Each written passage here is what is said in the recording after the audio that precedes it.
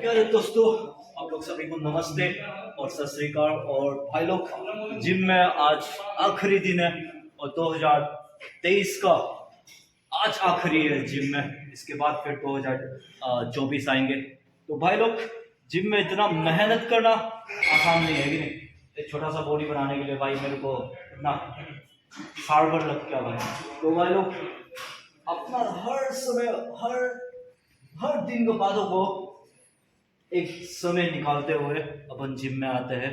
तो भाई लोग, कई लोग है ना, तो अपना बॉडी को कहते हैं इतना दिन से जिम गया क्यों नहीं बॉडी बना।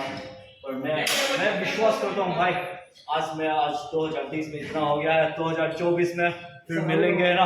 सबको शुभकामनाएं। तो मेरे चैनल में जाकर सब्सक्राइब कर देना। अगर सब्सक्राइब नहीं किया तो भाई, अपन के का चैनल है, एक ब्लॉग का चैनल है भाई। आज का ब्लॉग यहाँ से खत्म करते हैं और चलते हैं एक सुंदर का समय चलते फिरते मिलेंगे। Bye bye.